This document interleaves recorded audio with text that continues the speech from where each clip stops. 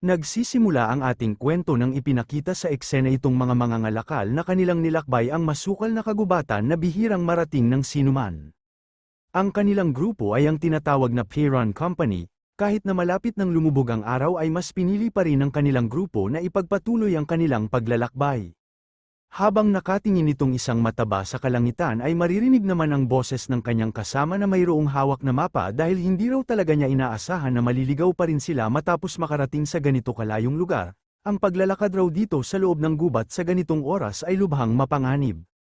Hindi naman nakapagsalita itong isang lalaki sa mga sinasabi ng kanyang mga kasama, bagkus nakatingin lang ito sa kanilang harapan, dahil habang tinitingnan niya ang kanilang daanan ay nakita niya na ito ay nakapagtataka at nakakakilabot. Kaya agad niyang tinanong ang matabang lalaki na ang Peyron na aminin raw niya sa kanya kung ano ang totoo. Tanong pa niya na kung ito pa raw ba ang unang beses niyang nagkaroon ng pagkakataon na makapunta dito.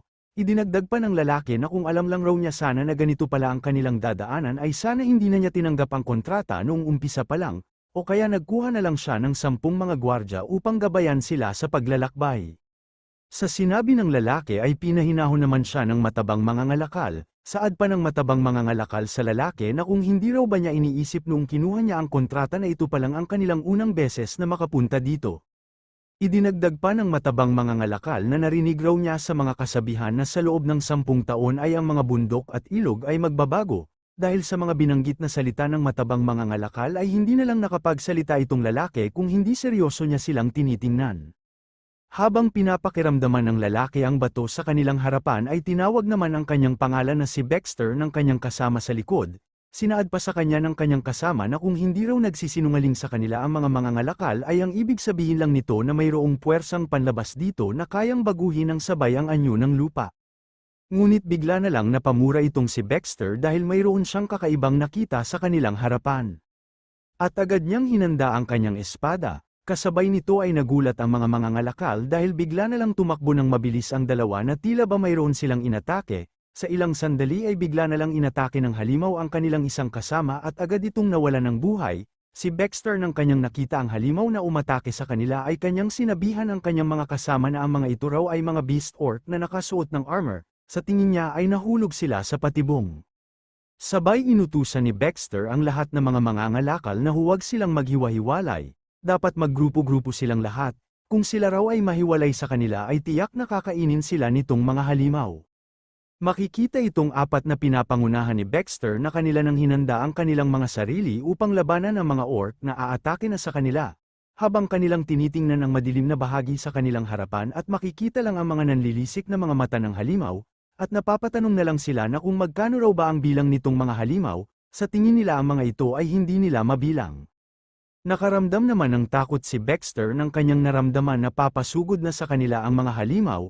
Makikita ang mga ito na mabilis na tumakbo papunta sa kanilang kinatatayuan. Hindi lang isang halimaw ang mabilis na tumakbo kung hindi marami pang mga halimaw ang umatake sa kanila at ang lahat ng mga ito ay nakasuot ng armor. Ang grupo ni Baxter nang kanilang nakita ang mga halimaw na mabilis na tumakbo ay kanila nang hinahanda ang kanilang mga sarili. Pinayo pa sa kanila ni Baxter na dapat mag-ingat silang lahat nitong kanilang kaharap. Sa ilang sandali ay makikita na nga na nagsimula ng maglaban ang grupo ni Baxter at ang grupo ng mga beast orc na mayroong suot na mga armor. Kahit masyadong nahihirapan ang grupo ni Baxter ay pinipilit pa rin nila na kanilang matalo ang bawat halimaw na kanilang makakaharap. Itong isa nilang kasama ay matagumpay naman niyang nadepensahan ang atake ng isang beast orc ngunit sa kanyang likod ay mayroon pang orc ang papasugod sa kanya. At sa kabutihan na palad ay matagumpay naman na napatay ni Baxter ang isang beast orc na aatake sana sa kanyang kasama, samantalang itong isa na mayroong suot na helmet ay kanyang pinagsisipa ang beast orc na kanyang napatay dahil sa sobrang galit. Pero sa hindi niya inaasahan dahil bigla na lang tinamaan ang kanyang ulo ng atake ng isang beast orc at ito ay nagdulot upang magkaroon siya ng sugat sa kanyang mukha. Sa pangyayari na iyon ay agad na tumilapon ang kanyang suot na helmet sa lupa. Dahil sa sugat na kanyang natamo ay agad siyang napaluhod sa lupa habang namimilipit sa sakit dahil sa kanyang tinamo na malaking sugat sa kanyang mukha. Ang mga mangangalakal na pinapanood ang nagaganap na laban ng grupo ni Baxter at ang mga beast orc na mayroong suot na armor ay hindi na nila alam kung ano ang dapat nilang gawin dahil kahit saan sila tumingin ay mayroong mga orc sa kanilang paligid. Dahil sa sobrang inis nitong lalaki na mayroong pulang buhok dahil nasugatan ang kanyang mukha ay kanyang pinapatahimik ang mga mangangalakal na sobrang ingay, kung hindi raw dahil sa kanila ay hindi sana siya magkakaganito, subukan lang raw nilang muling lumikha ng ingay ay tiyak na kanya silang pagpirapirasuhin. Sa ibinigay na babala ng lalaki na mayroong pulang buhok ay labis na natakot ang mga mangangalakal na wala na lang ibang nagawa kung hindi sumang-ayon sa sinabi ng lalaki na mayroong pulang buhok. At nang nakatayo na ang lalaki na mayroong pulang buhok ay natuon sa kanya ang pansin ni Baxter at ang iba niyang mga kasama dahil walang tigil niyang pinagmumura ang mga mangangalakal, matapos raw nito ay sisingilin niya sila ng mabait na presyo kaya pilitin nilang mabuhay upang makapagbayad sa kanya. Samantalang itong si Baxter ay nagsaad sa kanila na sa pangyayari raw na ito ngayon ay maging ang mga nagtatago ay natatakot na, pero ang labis niyang ikinababahala dahil ang bitag ng mga halimaw ay walang humpay. Kaya huwag nilang hayaan na ibaba ang kanilang mga depensa. Itong matabang mangangalakal ng kanyang nakita ang isang kakaibang nilalang sa likod nila Baxter ay agad niyang pinaalam sa kanila na tingnan raw nila ang nasa kanilang likod. Nang paglingon nila sa kanilang likod ay halos hindi sila makagalaw sa kanilang kinatatayuan dahil nakita nila na bigla na lang lumitaw dito ang isang dambuhalang halimaw, kaya napapatanong na lang sila na kung ang nilalang raw ba na ito ay isang troll. Sabay sumigaw ng napakalakas ang troll at kitang-kita sa bibig nito na tumutulo ang kanyang maraming laway na para bang gusto na niyang kainin ang mga tao na kanyang mga nakikita. Ang grupo ni Baxter na ang mersenaryo na hindi maalis ang kanilang tingin sa troll ay natanong nila sa kanilang sarili na paano raw ba nagkaroon ng troll dito. Ngunit bigla na lang kinuha ng troll ang malaking bato na kanyang nakita. Kasabay nito ay kanya itong inangat upang kanyang itapon sa mga mersenaryo na grupo ni Baxter habang nanlilisik ang kanyang mga mata. Nang itinapon na ng troll ang malaking bato ay sinubukan naman itong isang lalaki na mayroong hawak na shield na kanyang harangan ang malaking bato na papalapit na sa kanila. Dahil sa lakas ng impact ng itinapon na malaking bato ng troll ay makikita sa buong paligid na ito ay nagkaroon ng malaking pagsabog at maririnig din ang boses ng mersenaryo na ito ay sumisigaw dahil nagtamo siya ng malaking pinsala. Makikita naman itong matabang mangangalakal maging ang kanyang mga kasama na sobrang natatakot sa kanilang mga nasaksihan, at nasabi din nila na kung ano raw ba itong kanilang ginagawa, kung silang lahat dito ay magsama-sama ay tiyak mauubos lang sila ng troll. Kaya wala na lang ibang nagawa itong matabang mangangalakal maging ang kanyang mga kasama kung hindi umiiyak, dahil mamamatay na raw sila dito. Kahit 10 mersenaryo o 100 na mersenaryo pa raw ang kanilang kasama ay wala pa rin silang magagawa laban nitong dambuhalang troll. Itong si Baxter ay lumabas ang maraming pawis sa kanyang mukha dahil ang tangi na lang nilang magawa para makaligtas dito ay labanan ng harapan nitong troll na biglaan na lumitaw, at napapatanong din siya na kung bakit itong troll ay sumama sa ibang mga hukbo ng mga halimaw, ano raw ba ang totoong dahilan. Pero ang labis niyang pinagtataka bakit itong troll ay parang mayroong isang bagay na hinahanap, kahit saan-saan na lang siya tumingin sa kanyang paligid. Nasabi din ni Baxter sa kanyang sarili na sa nakita raw niya sa nilalang na ito ay para itong sinanay ng isang mas malakas na specimen, ito raw ba ay sinanay upang gawing sandatang pandigma? Gumawa raw ba sila ng ganitong maramihan na mga sandatang troll sa ganitong gubat? Marahil raw ba pinalabas lang itong isang troll para kanilang gawin bitag sa mga nanghimasok? Pero kahit nasa harapan na nila ang malaking troll ay makikita ang ibang mga mersenaryo na tinulungan ang kanyang ibang kasama, samantalang itong mersenaryo na mayroong pulang buhok ay kanyang pinagmumura ang mga mangangalakal, na kanyang sinabihan na huwag raw silang mamatay hanggang sila ay makapagbayad, habang itong si Baxter ay kanyang iniisip na kung wala na raw ba silang ibang paraan para makaalis dito sa kagubatan nang wala nang namamatay. Sabay inutusan ni Baxter ang mersenaryo na mayroong pulang buhok na tipunin raw nila ulit ang mga mangangalakal at protektahan silang lahat, at ang ibang mga halimaw naman ay kapag mayroong ihagis muli ang troll ay ilayo nila ito sa mga mangangalakal. Sa ibinigay na utos ni Baxter ay sinigawan siya ng mersenaryo na mayroong pulang buhok na kung nababaliw na raw ba siya, ang ibig raw ba niyang sabihin na gusto niyang mamatay silang lahat, kung hahayaan na lang nila itong mga walang hiya na mga mangangalakal ay makakatakas pa sila dito. Kaya isipin raw ni Baxter kung ano ang magandang paraan na kanilang dapat na gawin. Sabi naman sa kanya ni Baxter na kilala naman raw niya ang kanyang totoong ugali kapag ganito ang sitwasyon. Nagulat naman ng mersenaryo na mayroong pulang buhok dahil alam na niya kung ano ang ibig sabihin sa kanya ni Baxter. Paliwanag pa sa kanya ni Baxter na tama raw ang kanyang hinala na kanyang binabalak na puntiryahin ang troll para kanya itong magambala, habang siya naman ay agad niyang atakihin ang mga paa ng troll. Ang ganito raw na paraan ay madalas na nilang ginagawa sa huling digmaan na kanilang nakaharap. Makikita naman itong troll na nanlilisik lang ang kanyang mga mata habang tinitingnan ang mga tao at mga nilalang sa kanyang buong paligid. Wala nang sinayang na oras itong si Baxter dahil agad na siyang kumilos para kanyang magambala itong troll na kanilang nakaharap. Sinabi pa sa kanya ng mersenaryo na mayroong pulang buhok na mas piliin pa raw niyang mamatay kumpara sa gawin nilang muli ang huli nilang ginawa sa digmaan. Wala naman tugon nitong si Baxter sa mga sinabi sa kanya ng kanyang kasama bagkus nakafocus lang ito kung paano niya atakihin itong dambuhalang troll.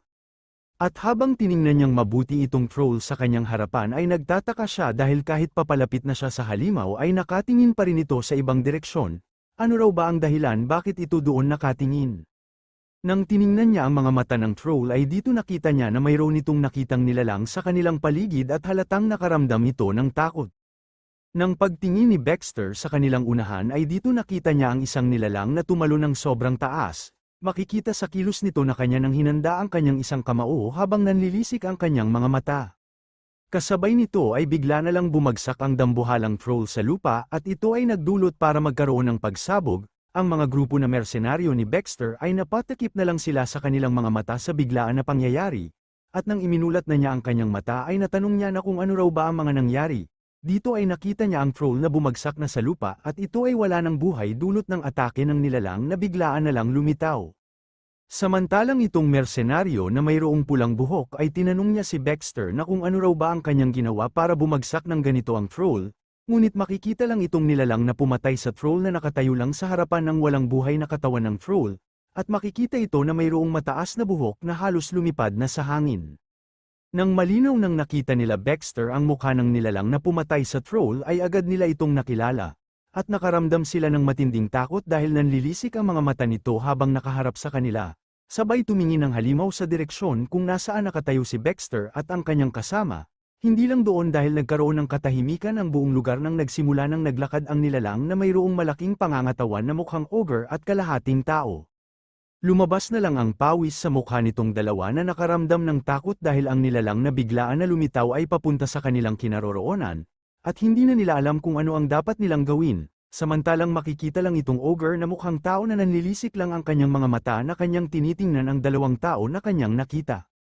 Kahit papalapit na ang kalahating ogre sa mga mersenaryo ay makikita pa rin itong sila Baxter na hindi pa rin gumalaw sa kanilang kinatatayuan. At nang nakita ng kalahating ogre ang bangkay ng isang halimaw ay agad niya itong kinuha. Kasabay nito ay seryoso niyang kinuha ang suot nitong armor sa ulo nang hindi man lang nagsasalita. Matapos niyang kunin ang armor sa halimaw ay kanya itong inamoy na tila ba mayroong halong pagnanasa sa armor na kanyang nakuha. Samantalang itong mersenaryo na may pulang buhok ay kanyang tinanong si Baxter na kung ano na raw bang uring nilalang itong kanilang kaharap. Sagot naman sa kanya ni Baxter na ang tao raw kagaya niya na namuhay lang sa lungsod ay malamang sa buong buhay niya ay wala pa siyang nakitang ganitong nilalang. Pero makikita lang itong kalahating ogre na nagtataka kung ano ba ang kinikilos nitong dalawang mersenaryo na nasa kanyang harapan at hindi niya alam kung ano ang dapat niyang sabihin, bagkus nanlilisik lang ang kanyang mga mata na nakatingin sa dalawa. Dito ay ipinaliwanag ni Baxter sa kanyang kasama kung ano itong gubat na kanilang ginagalawan. Dahil sa kagubatan na ito ay kahit papaano ay kilala ito na mayroong pinakamabangis na halimaw sa lahat. Sabi din ng iba na kapag makasalubong nila ang ganitong uri na halimaw ay hindi na sila makakabalik ng buhay doon sa lungsod. Ang nilalang na ito ay kilala sa tawag na isang ogre. At nang tuluyan ang nakalapit sa kanila ang kalahating ogre ay hindi na lang nakapagsalita itong dalawa, na halos nakayuko na lang ang dalawa sa kanilang kaharap.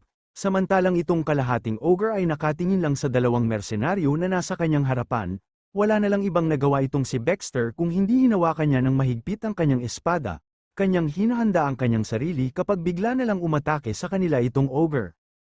Nasabi din niya sa kanyang sarili habang tinitingnan ang duguan na isang kamay ng ogre na kahit kalahati lang raw ang bilang nitong ganitong halimaw ay hindi niya maitatanggi na sobrang lakas ng mga ito. Taglay ng mga halimaw na ito ang bilis at ang napakalakas na puwersang wala ng ibang halimaw ang makakapantay, at bukod pa roon mayroon din silang tusong katalinuhan sa paghunting at matinding kasipagan o tibay ng loob. Hindi raw talaga niya inaakala na makakatagpo nila ang ganitong ogre dito sa kagubatan, ang patungkol sa halimaw na ito ay narinig lang din niya sa mga kwento.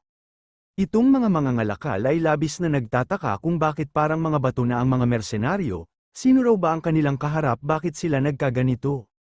Iniisip naman nitong si Baxter habang nanggagalaiti na sa sobrang inis na kung ano na raw ba ang dapat niyang gawin ngayon. Kung tatakbo na lang ba siya at kanyang iwanan itong kanyang mga kasama. Ngunit kung tatakbo raw siya ngayon ay magiging pagkain pa rin siya nitong ogre. At nang malinaw nang nakita ang mukha nitong ogre ay mahahalata sa mukha nito na ito ay isang batang ogre na kalahating tao, at tila ba gusto lang nitong makipagkaibigan sa mga mersenaryo na kanyang kaharap. Sabay kanyang ipinikit ang kanyang mga mata na para bang mayroong gustong ipahiwatig sa mga mersenaryo.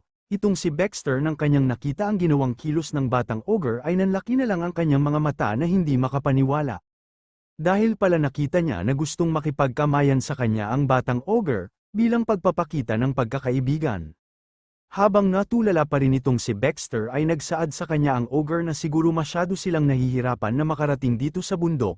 Simula ngayon ay gagabayan niya sila sa kanilang paglalakbay.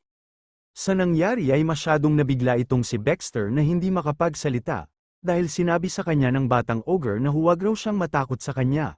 Idinagdag din sa kanya ng batang ogre na huwag raw siyang mag-alala dahil kahit ganito ang kanyang hitsura ay isa naman siyang mabait at mapagkatiwalaan.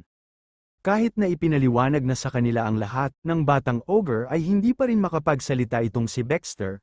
Samantalang ang kanyang kasama na mayroong pulang buhok ay lumingon sa kinaroroonan ng mga mangangalakal, dahil ang mga mangangalakal ay masyadong natakot nang kanilang nakita ang isang ogre na kinakausap ang mga mersenaryo, at hindi na nila alam kung ano ang dapat nilang gawin kung tatakbo na lang ba sila para makatakas. Dito ay ipinakilala sa kanila ng batang ogre kung ano ang kanyang pangalan. Sabi pa niya sa kanilang lahat na ang kanya raw pangalan ay si Leon, siya ay kalahating tao at ogre. Makalipas ang ilang mga oras ay dito makikita ang isang tao na mayroong hawak na mapa at kanyang tiningnan na kung saan na sila ngayon. Sa ngayon raw ay nandito pa sila sa southeast of Trubena. Ito ay ang kaharian ng Arnia na katabi ng Hellprain, matatagpuan ang kaharian na ito sa remote forest. Makalipas ang ilang sandali sa Perrin Village, makikita itong isang bantay na tumingin sa kanyang ibaba at nagtataka sa kanyang nakita, dahil nakita niya si Leon na naglalakad papunta sa pasukan ng kanilang village. Dahil dito ay agad siyang tumayo para kanyang suriin kung sino itong dumating, sabay kanyang sinigawan si Leon na kung sino raw ba ito, habang sa likod naman ni Leon ay makikita ang mga mersenaryo at ang mga mangangalakal na naghihintay sa likod ni Leon. Itong matabang mangangalakal ay ramdam sa kanyang kilos na ito ay labis na napagod sa mahaba nilang paglalakbay, hindi na raw niya mag-alaw ng matuwid ang kanyang likod, at halos mamatay na raw siya sa gitna ng kanilang paglalakbay sa kagubatan. Samantalang ang mersenaryo na mayroong pulang buhok ay kanyang minumura ang matabang mangangalakal dahil masyado raw itong maingay, habang itong si Baxter ay tahimik lang at seryoso lang niyang tinitingnan ang pasukan ng village. Nang nasa gitna na sila ng gate ng village ay ginagabayan naman ni Leon ang mga mangangalakal at mersenaryo kung saan sila dapat na dumaan. Napapatanong naman ang mga kasama ni Leon na kung ano raw ba itong gate sa village. Ito raw ba ay nagsisilbi bilang barrier ng mga halimaw.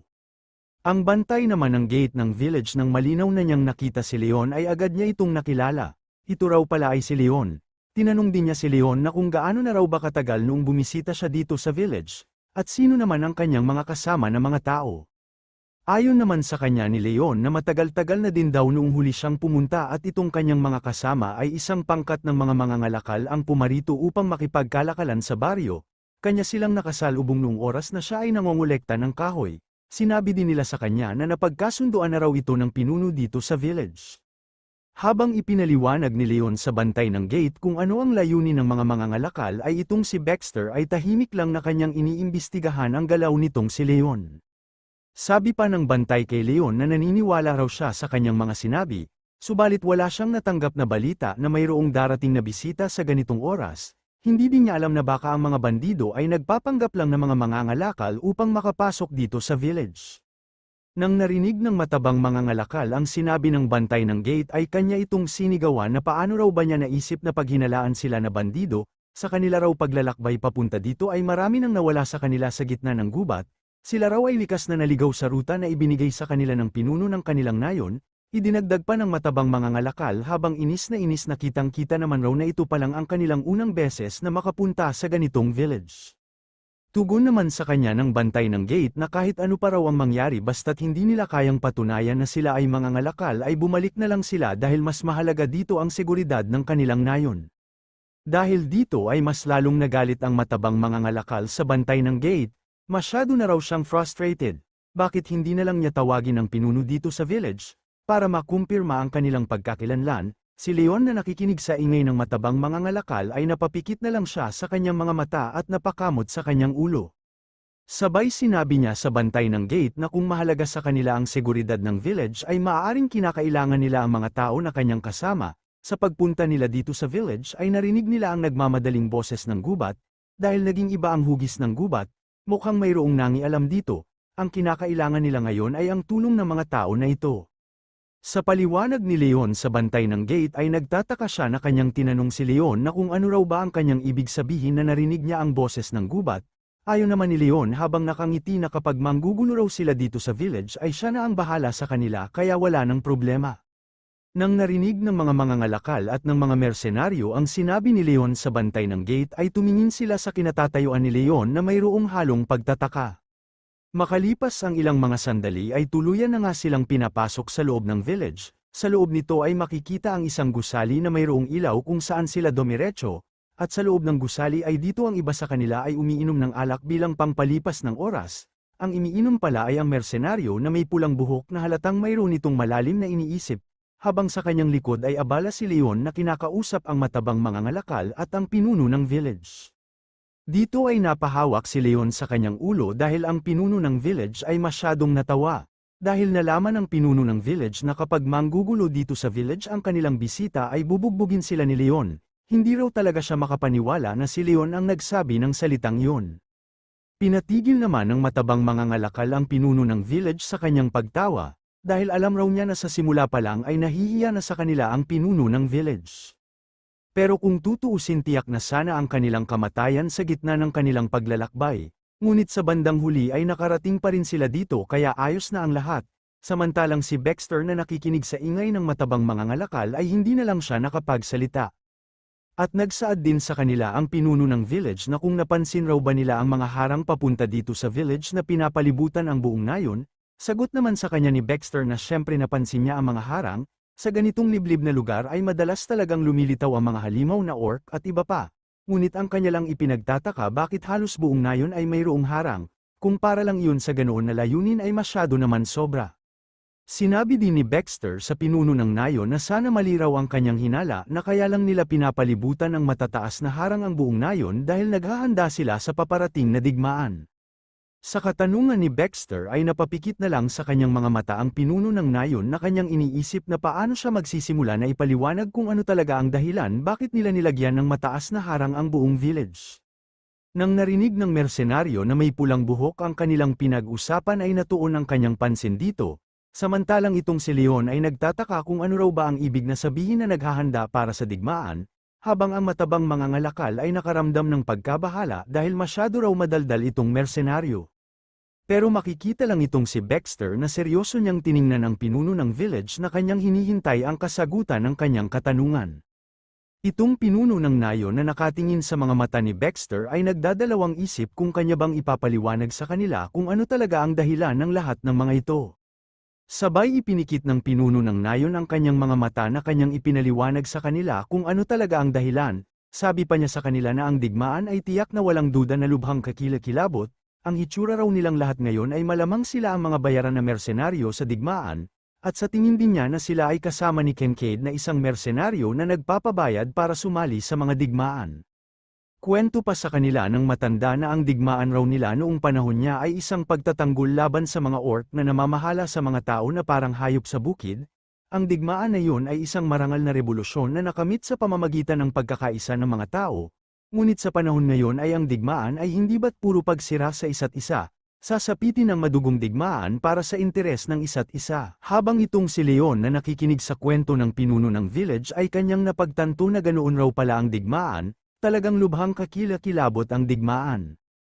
Idinagdag din sa kanila ng pinuno ng village na siya raw ay umaasa na hindi darating sa panahon ngayon ang trahedya na sinapit nila noon. Humingi din siya ng paumanhin sa ipinakitang asal sa kanila kanina ng bantay ng gate dahil nabuo lang raw ang ganoon niyang desisyon dahil iyon ang hangarin ng lahat.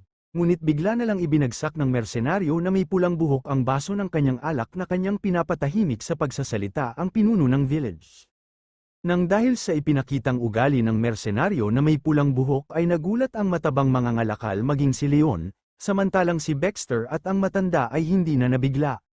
Dito ay galit na nagsalita sa kanilang lahat ang mersenaryo na may pulang buhok na ang paliwanag raw sa kanila ngayon ng pinuno ng village ay hindi katanggap-tanggap na paliwanag, ano raw ba ang kanyang pinagsasabi na taos-pusong hangarin, pero sa bandang huli ay marami pa rin ang mga digmaan na lubhang kakila-kilabot. Idinagdag din niya sa lahat na ang sinabi raw sa kanila ngayon ng pinuno ng village na isang hangarin ay maaring ganoon talaga ang hitsura, ngunit tingnan nila ng mabuti itong mukhang halimaw na nandito, akala raw ba nila na mauunawaan ito ng karamihan ng dahil marunong lang siyang magsalita ng wika ng mga tao. Idinagdag din niya na siya lang raw ang kanyang nakita na ginamit lang ang kanyang isang kamay para pabagsakin ang isang napakalakas na troll. Tinanong din niya sa kanila na kung karaniwan lang raw ba sa kanilang nayon ang ganoon na mga bagay, kung oo, hindi ba't karaniwan lang sa kanila ang panganib? Galit na galit din niyang sinabi na ang digmaan raw ay sensitibo na issue para sa mga tao. Kailangan na kanilang patunayan na hindi isang sandata ang batang halimaw at bigyan din nila siya ng patunay na ang ganitong kilabot na half-blood ay isang pangyayari lang na hindi sinadya. Sa ipinalabas na sa loobin ng mersenaryo na may pulang buhok na si Tilok ay hindi na lang nakapagsalita ang kanyang ibang mga kasama na mersenaryo, habang ang matabang mga ngalakal ay kanyang nasabi na tinawag raw niya ang half-blood na kakilakilabot, medyo mabigat raw ang kanyang binitawan na salita.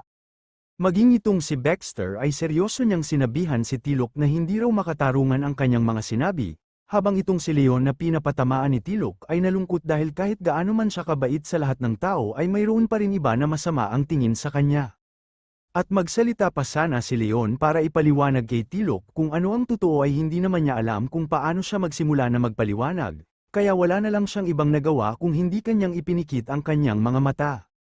At nagulat si Baxter dahil imbis na magalit si Leon sa binitawan na mga salita ni Tilok ay nagsaad lang ito kay Tilok na hindi raw niya nauunawaan kung bakit niya siya na-offend, pero nakita raw niya sa mga mata ni Tilok na talagang mahirap niya siyang matanggap. Sabay naglakad si Leon papalapit kay Tilok na kanyang sinaad na kung hindi raw niya kayang ipakita sa kanya na hindi siya mapanganib, at ang kanyang ikinababahala kung hindi niya ito mapatunayan ay baka kapag umalis na sila dito sa village ay kanilang ipagkakalat ang balita na delikado ang nayon na ito. Pero mayroon raw siyang isang paraan para patunayan sa kanya na hindi siya masama, paano na lang kaya na sumama siya sa kanya para kanyang makita ang kanyang ina. Makalipas ang ilang sandali ay dito ipinakita ang liwanag ng buwan. Makikita din dito ang isang maliit na bahay sa itaas ng bundok at sa harapan nito ay may isang burol, at sa loob ng bahay ay nakasindi ang isang kandila at ang isang babae ay tahimik niyang inaayos ang lamesa para sa pag-uwi ng kanyang nag-iisang anak. Habang abala siya sa paghanda ng makakain ng kanyang anak ay nagtataka siya dahil mayroon siyang mga naririnig na papunta sa kanyang tahanan, ang naririnig pala ng ina ni Leon ay itong si Leon at ang kanyang mga kasama na mersenaryo. Sinabi pa ni Leon sa kanya na kanya raw na amoy sa kanilang bahay ang mabango na amoy ng tinapay, at isa pa ang dinadaanan raw nila ngayon ay walang halimaw ang naaakit dito.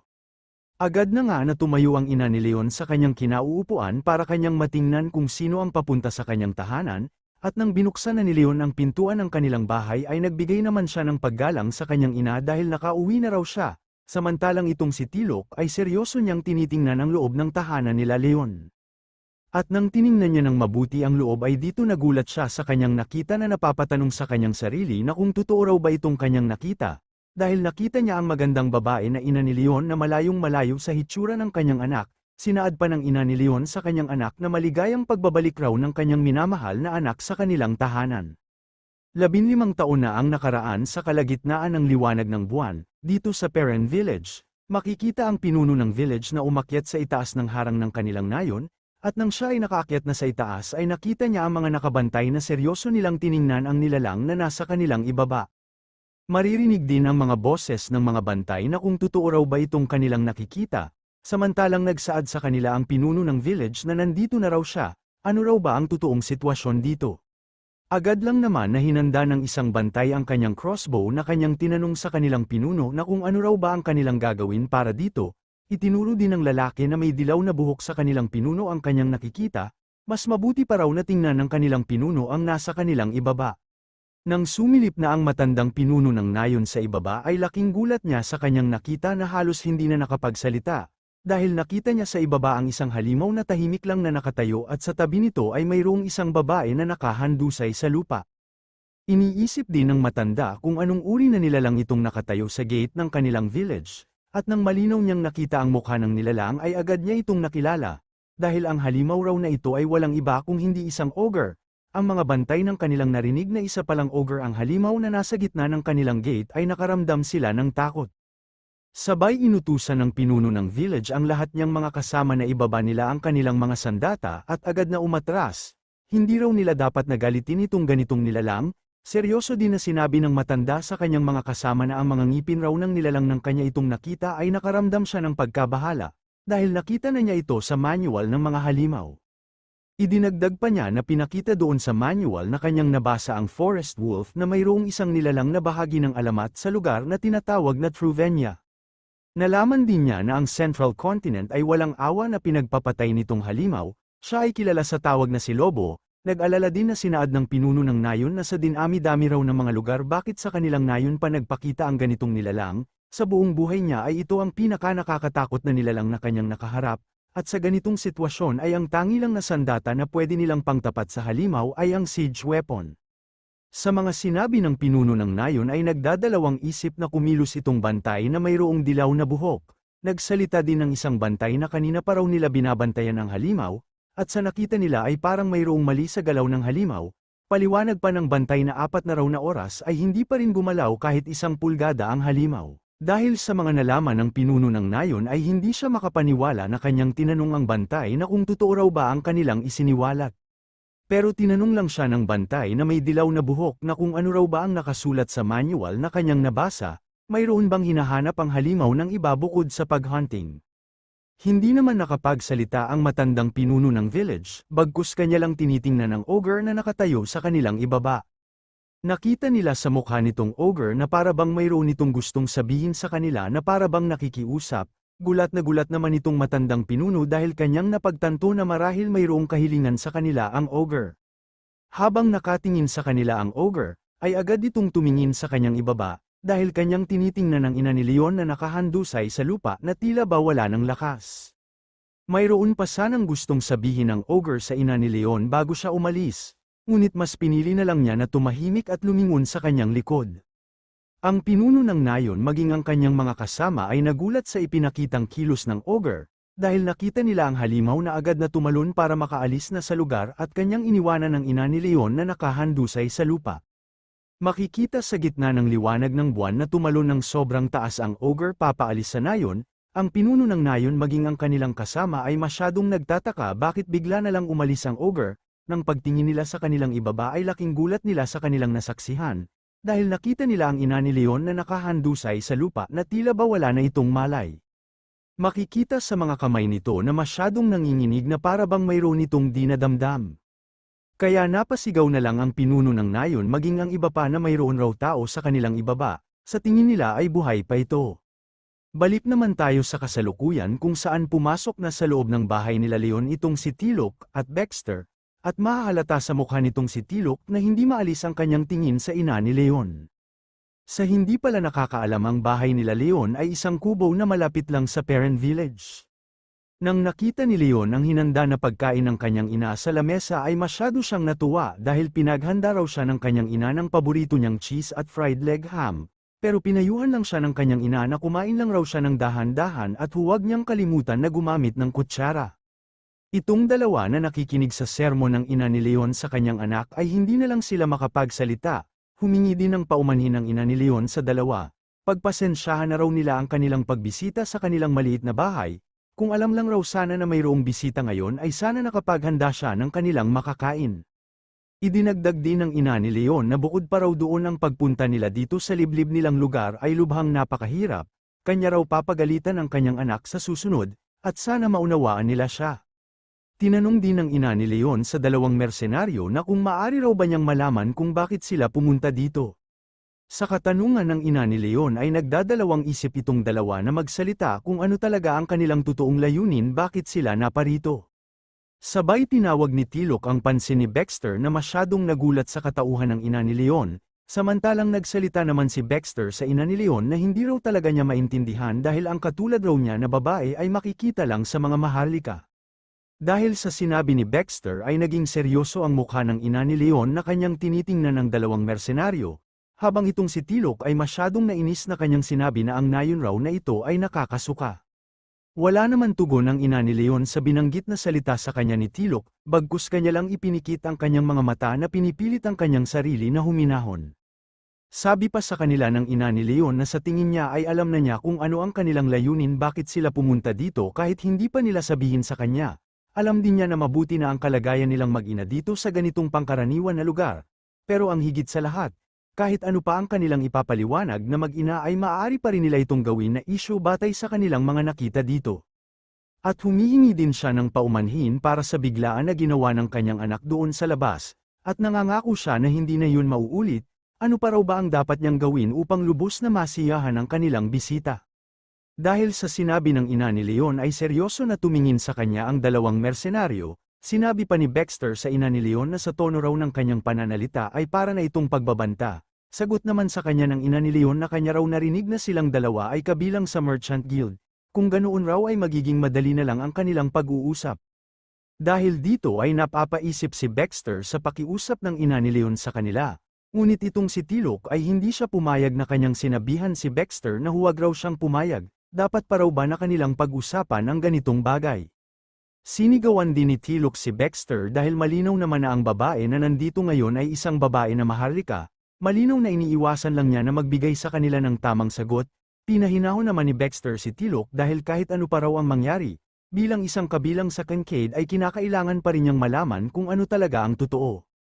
Idinagdag din ni Baxter kay Tilok na huwag raw niyang kalimutan na ang anak ng babae na ito ay ang nagligtas sa kanilang mga buhay, at sa katunayan dapat silang dalawa na magpasalamat, kaya wala nang karagdagan na pagbanggit sa bagay na ito, pero sinigawan lang siya ni Tilok na pinapatahimik siya sa kanyang pagsasalita dahil hindi raw niya ito matatanggap. Dahil dito ay nagtataka itong si Leon kung ano ba talaga ang layunin sa kanila nitong si Tilok. Dahil narinig niya na sinabi ni Tilok kay Baxter na malinaw na raw ang dahilan bakit ang babae na katulad nito ay nagtatago sa ganito kalayong lugar, at ano din daw ang dahilan ni Baxter para pagpasyahan niya na akuin ang ganitong usapin sa kalahating lahi ng halimaw at tao. Hindi na nga makapagpigil ang ina ni Leon sa bunganga nitong si Tilok dahil seryoso niya itong sinabihan na sobra naman raw ang kanyang binitawan na salita. Sagot naman sa kanya ni Tilok na ano raw ba ang kanyang pinagsasabi na sobra na ang kanyang pananalita. Dapat isaalang-alang raw muna niya ang sarili niyang sitwasyon. Nanggagalaiti din na sinaad ni Tilok sa ina ni Leon na masyado lang raw siyang kawawa dahil nagdurusa lang siya sa ganito kaliblib na lugar, at nawala na din siya ng lakas para harapin ang gulo sa labas. Maging sa panahon ngayon ay kahit saan-saan na lang ang larangan ng digmaan doon sa labas. Hindi na mabilang ang kanyang mga kasamahan na namamatay sa digmaan na para lang isang hayop. Ang walang hanggang ambisyon para sa tagumpay ng mga bansang lumahok ay kalaunan umabot pa sila sa lahi ng mga demonyo, kailanman ay hindi niya malilimutan ang mga kakilakilabot na ginawa nila para lamang maaga ang isang maliit na pirasong lupa. Hindi raw talaga niya matanggap na makakita siya ng isang kalahating lahi na naging aso sa digmaan kahit sa ganitong lugar, at mas gustuhin pa niya na makakita ng isang shield bearer kumpara sa isang kalahating lahi na naging aso sa digmaan. Hindi na nga makapagpigil si Baxter sa mga binanggit na mga salita ni Tilok at galit na galit niya itong sinigawan na kanyang pinapatahimik, pero hindi pa rin tumigil sa pagsasalita si Tilok, bagkus tinanong lang niya ang ina ni Leon na sabihin raw niya sa kanya ng malinaw, ito raw ba ang tinatago ng nayon, kaya sila nagtayo ng malaking harang. At napahawak na lang ang ina ni Leon sa kanyang ulo dahil sinabihan siya ni Tilok na ang pagkamuhi raw ba ng mga tao ay maaaring taglayin ng isang babae na kagaya niya para kusang tanggapin ang binhi ng isang halimaw. Tanong naman sa kanya ng ina ni Leon na ang mga bagay raw ba na kanyang ikinababahala ay ang ganoon na mga kaganapan, bagaman mahirap sa kanya na sabihin ito ng siya mismo.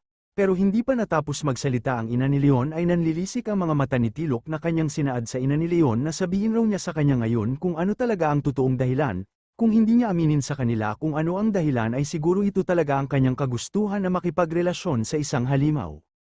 Si Leon na nakikinig sa mga hindi kanais-nais na mga binitawan na salita ni Tilok ay masyado siyang nagalit na nanlilisik ang kanyang mga mata na kanyang tiningnan si Tilok.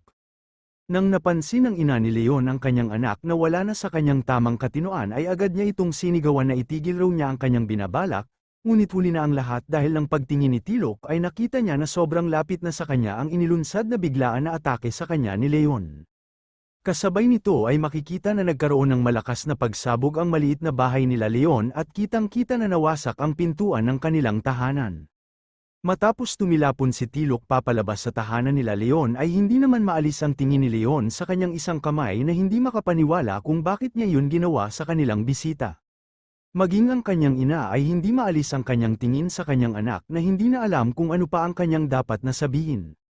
Makikita itong si Leon na masyadong natulala na napapatanong sa kanyang sarili na bakit bigla na lang kumilos ang kanyang katawan nang hindi niya namalayan. At nang nahimasmasan na si Leon sa kanyang ginawa ay agad siyang tumingin sa nawasak nilang pintuan at kanyang hinahanap kung nasaan na ngayon si Tilok matapos niya itong inatake. Makikita itong si Tilok na napabulwak ng maraming dugo sa kanyang bibig at nagtamo ng malaking pinsala sa kanyang buong katawan.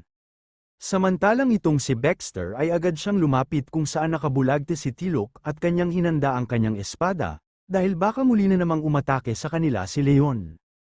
At masyado siyang nabahala sa kanilang kasalukuyan na sitwasyon, wala na raw siyang ibang magagawa kung hindi labanan ang kalahating orc. Nang pagtingin ni Leon sa kanyang ina ay masyado siyang nagulat dahil bigla na lang tinawag ng kanyang ina ang kanyang pansin na pinipilit ang kanyang sarili na gumapang papalapit sa kanyang anak na kanya itong pinapahinahon. Nanginginig naman ang buong katawan ni Leon na kanyang tinawag ang kanyang ina na kanyang tinanong na kung ano raw ba itong mga nangyari. Ngunit nagulat si Leon dahil bigla na lang mayroong tumawag sa kanyang pangalan, ito pala ay si Baxter na seryoso na naglakad papalapit kay Leon para kanyang gantihan sa kanyang ginawa kay Tilok. Habang mahigpit na hinawakan ni Baxter ang kanyang espada ay pinipilit naman ng ina ni Leon na gumapang papunta sa kanilang gitna para hindi na lumaki ang alitan. Pero biglang nagbago ang hugis ng mga mata ni Leon ng kanyang naisip na binabalak ni Baxter na patayin ang kanyang ina.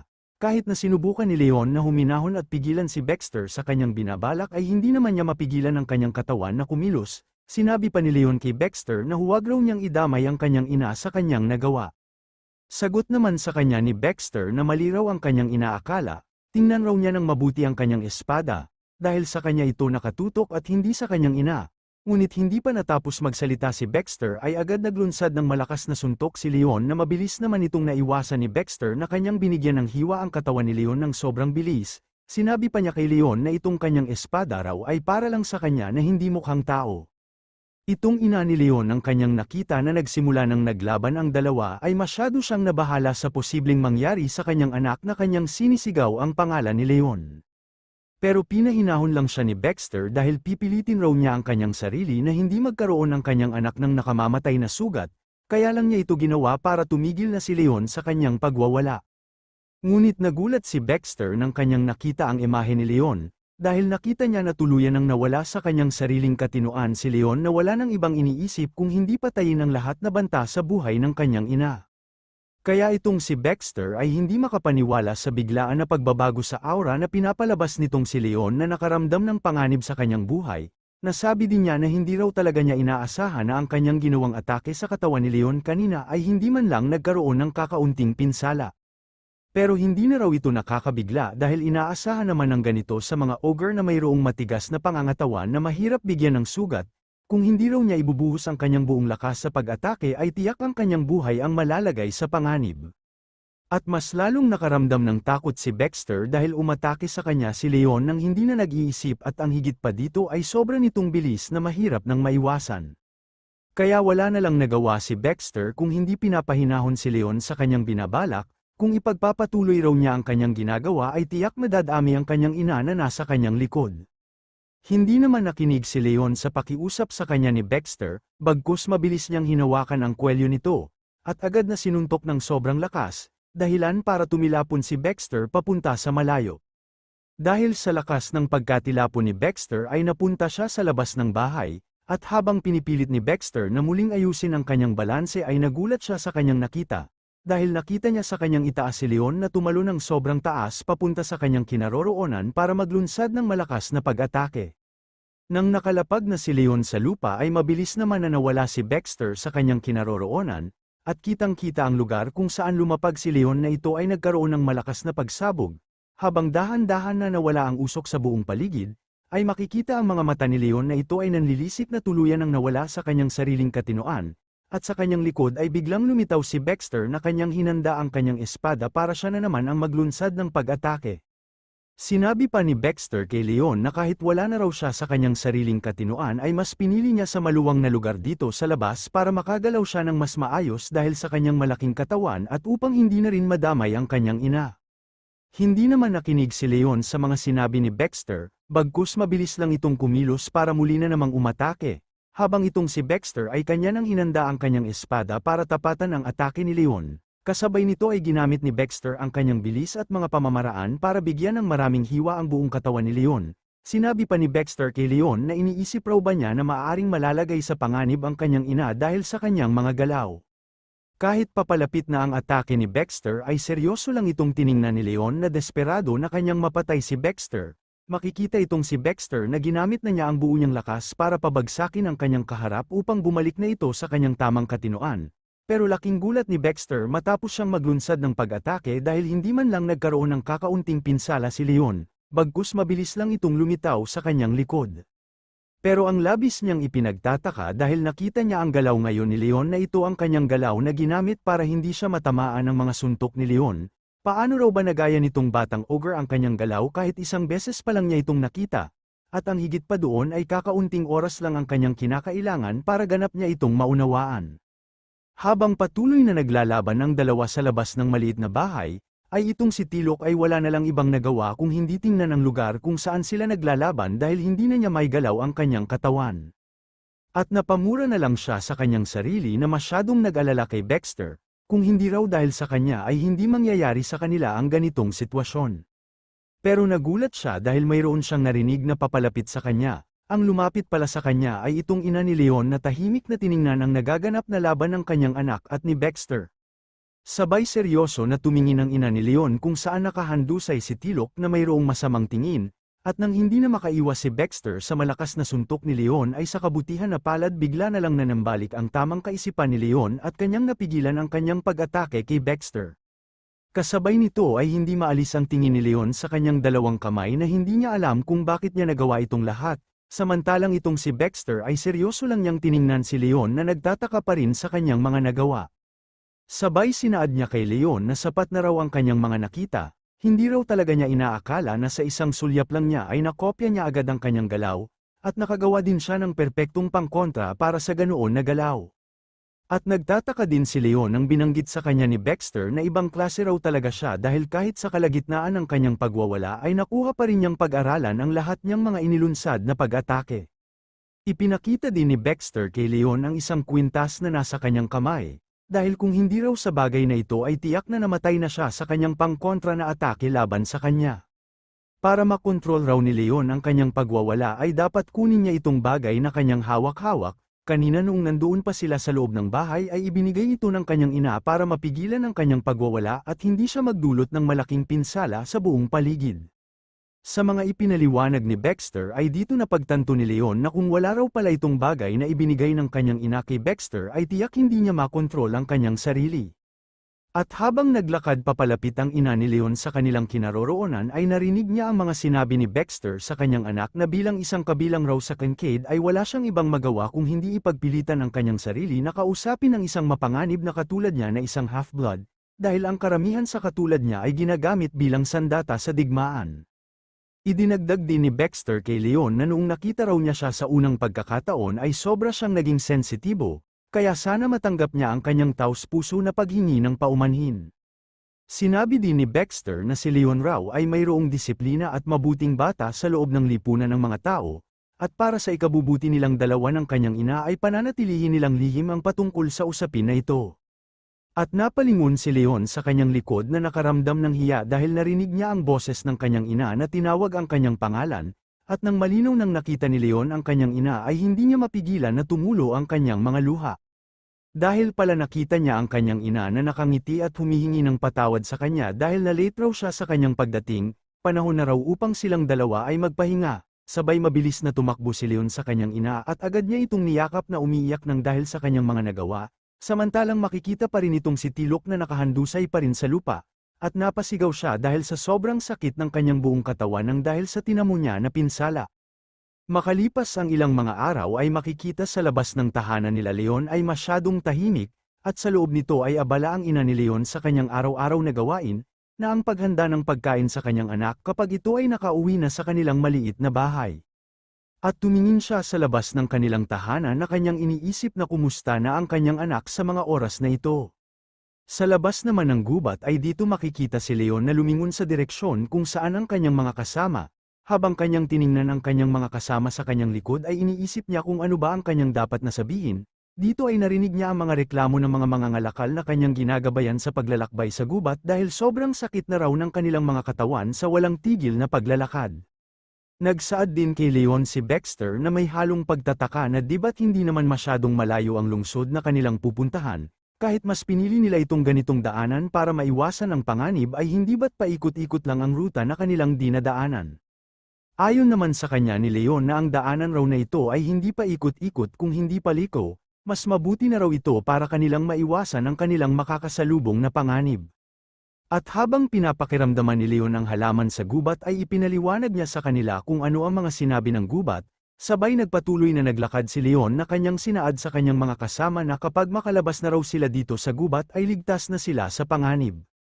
Itong matabang mangangalakal na sumusunod kay Leon ay masyado siyang nagtataka dahil sobrang pag-iingat naman raw ang kanilang ginagawa. At makalipas ang ilang sandali sa gitna ng mahaba nilang paglalakbay sa gubat ay malapit na silang dumating sa hangganan ng Hellprey na ang timog na ruta ng Piran Merchant Guild. Habang sila ay naglalakbay sa masukal na kagubatan ay lumingon ang isang mangangalakal sa kanyang kasama na kanya itong tinanong na kung ayos lang raw ba siya sa kanyang pagbubuhat ng isang tao kahit sobrang hirap ang kanilang paglalakbay, kung hindi lang raw sana nakipag-away si Tilok sa isang ogre ay hindi sana mangyayari sa kanya ang ganito. Si Tilok na nakikinig sa pag-uusap ng kanyang mga kasama ay hindi na lang siya nakapagsalita dahil kasalanan naman niya itong lahat. Tumugon din ang isang mangangalakal na nagbubuhat kay Tilok na ayos lang raw siya, dahil nakabenta naman sila ng marami at mas lalong naging magaan pa nga ngayon ang kanilang karga.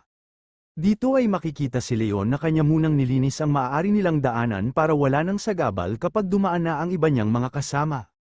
At bigla na lang siyang lumingon sa kanyang likod dahil tinawag ni Baxter ang kanyang pangalan, tanong pa sa kanya ni Baxter na kung ayos lang raw ba siya sa kanyang ginagawa, humingi lang naman ng paumanhin sa kanya si Leon dahil medyo lubak-lubak raw ang daanan na kanyang nagawa, pero huwag na raw silang mag-alala dahil naamoy na niya ang lungsod kaya malapit na silang makarating. Nang narinig ng matabang mangangalakal na malapit na silang makarating sa lungsod ay kanyang tinanong si Leon na kung totoo raw ba ang kanyang sinabi na malapit na sila. Pero iniisip lang ni Baxter ang kalagayan ngayon ni Leon, kaya kanya itong tinanong na kung ayos lang raw ba siya, dahil ilang gabi din siyang walang tulog para lang maayos ang kanilang bahay. Tugon naman sa kanya ni Leon na hindi naman big deal sa kanya ang pag-aayos ng kanilang bahay. Idinagdag pa ni Leon kay Baxter na sa katunayan sa buong biyahe nila dito ay ang tangi lang niyang iniisip ang kwento galing sa kanila patungkol sa pakikipagsapalaran dito sa labas. Ang kwento raw sa syudad ay natatansya lang niya base sa kanyang mga naamoy galing sa malayo. Sabi naman sa kanya ni Baxter na masyado raw nakakapanibago na hindi pa siya nakarinig ng mga kwento galing sa labas ng mundo. Sagot naman ni Leon kay Baxter na parang ayaw raw pag-usapan ng mga tao sa kanilang nayon ang patungkol sa mundo dito sa labas, at maging ang kanyang ina ay ayaw din niyang banggitin ang patungkol sa labas ng mundo. Bigla namang sumali sa kanilang pag-uusap ang matabang mangangalakal dahil malinaw na kaya ayaw nilang pag-usapan ang mundo dito sa labas dahil nag-alala lang sila sa katulad ni Leon na madaling malinlang, ang katulad raw niya na isang bata ay talagang madaling malinlang doon sa labas. Isa pa ay alam din niya kung ano talaga ang totoong nararamdaman ng mga taga-nayon, pero kinakailangan pa rin na makaranas si Leon ng kaunting parusa habang siya ay tumatanda upang maging ganap na siyang adult. Sabi naman sa kanya ni Leon na masaya din pakinggan ang kanyang kwento patungkol sa kanyang kabayanihan, lalong-lalo na ang kanyang kwento na nagsimula lang siya sa wala hanggang sa kung ano na siya ngayon. Nagtanong din si Leon sa dalawa na kung sa tingin raw ba nila na magiging magaling siya doon sa labas, dahil narinig niya sa iba na mahalaga ang sariling kakayahan para makapamuhay sa isang malaking lungsod. Sagot naman sa kanya ni Baxter na siya lang raw ang nag-iisip ng ganoon. Samantalang ang matabang mangangalakal ay nagsisisi kung bakit pa niya nabanggit ang salitang yun. Sabay seryoso na sinabi ni Baxter kay Leon na sa tono raw ng kanyang pananalita ngayon ay sa tingin niya hindi pa siya nakalabas sa kanilang nayon, ipinagbabawal ba sa kanya ng punong nayon na umalis sa kanilang nayon, Ayon naman ni Leon na hindi raw eksaktong ganoon, syempre gusto din niya na marinig ang ganoon na mga kwento tungkol sa labas ng mundo. Pero sa huli ang kanyang sariling desisyon ang kanyang pinili na hindi na lang siya lalabas sa kanilang village. Minsan naisip din niya ang patakaran sa kanilang nayon na ang lahat ng iyon ay para lang sa kanyang ikabubuti. Ang dami din ng paraan ng mga tao sa kanilang village na alagaan lang siya. Pero bukod doon ang kanilang village lang din ang tanging lugar na tumatanggap sa kanya at kung sino talaga siya. Sa kwento ni Leon ay seryoso na nakikinig sa kanya si Baxter, dahil muli na namang ipinagpatuloy ni Leon ang kanyang kwento pa niya na kaya din siya hindi lumabas sa kanilang village dahil iniisip niya ang kanyang ina na nag-iisa sa kanilang bahay. Simula raw na isinilang ng kanyang ina ang isang katulad niya ay hindi na siya umalis sa kanilang tahanan sa buo niyang buhay. Kailanman ay hindi pa niya nakita ang kanyang ina na umalis, pero nabanggit ng mga tao sa kanilang nayon na ang kanya raw ina ay isang anak ng maharlika. Siguro ay iniwan ng kanyang ina ang lahat kung ano ang mayroon siya noon para lang sa kanya. Kaya paano naman siya makakaalis sa kanilang nayon para mamasyal at magpapakasaya sa kanyang sarili? Idinagdag din sa kanila ni Leon na malamang naging mahirap din siya pakisamahan noon, dahil sinasabi nila na noong sanggol pa lang siya ay hilaw na karne ang kanyang gustong kainin na parang isang totoong ogre. Nagsalita naman si Baxter kay Leon na noong una raw silang nagkita ay mayroon siyang napansin, kung mayroon raw bang nagsabi sa kanya na kanyang abangan kung saan dadaan ang grupo ng Piran mula doon sa gubat. Sa tanong ni Baxter ay naging seryoso ang mukha nitong matabang mangangalakal na kanyang hinihintay ang kasagutan ni Leon. Maging si Leon ay nagtataka din kung bakit siya napadpad doon sa kagubatan sa mga oras na yun. Kaya ipinaliwanag ni Leon kay Baxter na sa mga oras raw na yun ay nagkataon lang na nandoon siya sa kagubatan. Hindi naman naniwala si Baxter sa sagot ni Leon dahil sa tingin niya ay nagsisinungaling lang si Leon. Sa kabila ng kanilang pag-uusap ay napapaisip itong matabang mangangalakal na kanyang sinabi kay Leon na masyado raw talaga siyang nagpapasalamat sa pagligtas ni Leon sa kanilang mga buhay. Ngunit kung palihim raw siyang inutusan doon ay dapat lang na kanila itong pag-usapan. Sa tugon ng mangangalakal ay napanganga lang itong si Leon dahil kahit anong paliwanag niya na siya ay nagkataon lang na napadpad doon ay hindi siya pinapaniwalaan. At mas lalong nagulantang si Leon na hindi na alam ang dapat na gawin dahil pinipilit siya ni Baxter na kanyang aminin sa kanila kung ano ang katotohanan. Kaya ipinaliwanag ni Leon sa kanila na sa totoo lang ang kanyang pagpunta doon sa kagubatan ay wala namang kinalaman sa digmaan o anumang nakababahala. At ang katotohanan kaya siya nandoon dahil ang paligid ng kagubatan ay malapit lang sa kanilang village, at mayroon din mga nakakubling mga grupo ng mga orc sa kagubatan maging ang mga bandido. Gaya ng mga orc ay kumikilos sila ng pangkat-pangkat pero hindi naman ganoon karami ang kanilang bilang, ngunit sapat na din ang kanilang lakas para maging banta sa mga mangangalakal o sa maliit na grupo ng mga mersenaryo. At syempre lubhang mapanganib din sila sa kanilang nayon, ngunit ang higit pa doon ay ang kalakalan na pinagkakakitaan nila ay baka mapuputol at yun pa ang magdulot ng malaking problema. Sa paliwanag ni Leon ay naunawaan naman ito ni Baxter, kaya raw pala kanya itong itinatago at kaya din siya nag-iwan ng mga bakas hanggang sa nayon, na pinasangayunan naman ni Leon ang sinabi ni Baxter. Ipinaliwanag din ni Leon na mayroon lang raw siyang ipinagtataka dahil noong isang araw ay bigla na lang nawala ang mga presensya ng mga bandido, kahit nakakatulong ang depensa at patrolya ng mga taga-nayon, ngunit ang higit sa lahat ay ang sa tingin niya dito kaya bigla na lang naglaho ang mga bandido nang dahil sa kanyang presensya bilang isang ogre. Dito ay nagtanong si Baxter kay Leon na kaya raw ba kanya silang pinuprotektahan dahil para sa reputasyon ng kanilang nayon. Ayon naman ni Leon na hindi naman ganoon, dahil mayroon siyang sariling rason kaya niya yun ginagawa. Paliwanag pa niya na kamakailan lang ay kumikilos ng kakaiba ang mga orc at inaalagaan din nila ang mga troll, pati ang kaayusan ng kagubatan ay kanila din binabago. At kanyang napansin na ang boses ng kagubatan ay tuloy-tuloy na nagpanik talagang hindi ito humihinto. At napatingala na lang itong si Leon sa kanyang itaas dahil kanyang pinapakinggan ang boses ng kagubatan at mayroon siyang napansin na kakaiba. Matapos niyang narinig ang boses ng kagubatan ay kanyang pinapahinahon ang kanyang mga kasama na sa ngayon ay sigurado siya na nasa maayos lang ang lahat. Sa kanyang narinig ngayon ay hindi ito ang unang beses na ganito ang mga nangyari. At naging seryoso ang tingin sa kanilang paligid nitong si Baxter at ang mga ngalakal dahil sinabi sa kanila ni Leon na kapag mayroon raw manggugulo ay siya na mismo ang dudurog sa kanila. Ngunit napansin nila na nakarating na pala sila sa pader ng lungsod kung saan dadaan ang mga mangangalakal at ang grupong mersenaryo ni Baxter. Dito ay ipinaliwanag sa kanila ni Leon na doon daw sa bandang unahan ay ang Liden at sa bandang kabila ay magiging mahirap ang kanilang biyahe, at nagpapasalamat din si Leon sa kanilang pagtitiis sa paglalakbay sa kagubatan kasama siya. Matapos magpaliwanag si Leon ay natuon ang kanyang pansin kay Baxter dahil tinawag niya ang pangalan ni Leon, dahil nagpapasalamat si Baxter sa kanyang paghatid sa kanila at napakahalaga raw para sa kanya ang kanilang pagkikita. Sabi din ng matabang mangangalakal kay Leon na isang napakalubha raw ang kanilang pagkikita, dahil inutang pa niya kay Leon ang kanyang buhay, talagang ang isang nilalang pa na ibang lahi ang nagligtas sa kanya. At taos-puso din siya na sana matupad ni Leon ang kanyang hangarin na sana makapaglakbay siya sa labas ng nayon. Sa sinabi ng matabang mangangalakal ay tumugon sa kanya si Leon na balang araw ay makakapaglakbay din siya sa labas ng kanilang nayon. Ipinaliwanag din ng matabang mangangalakal kay Leon na maaaring mas mapapadali ang kanyang paglalakbay kumpara sa iniisip niya ngayon, dahil nakita niya noong nakaraan ang grupo ng mga palaboy-laboy na sila ay naglalakbay kasama ang iba't ibang nilalang na hindi tao. Ang grupo na iyon ay tinatawag na noon circus, sila ay naglalakbay sa buong mundo at kumikita. Sabi din ni Baxter na narinig niya na ang pinuno ng grupo na iyon ay nakakagulat na makatwiran para sa isang palaboy na artista. Saad din ni Baxter sa matabang mangangalakal na inaakala raw talaga niya na puro lang siya pangangalakal ngunit alam din pala niya ang patungkol dito.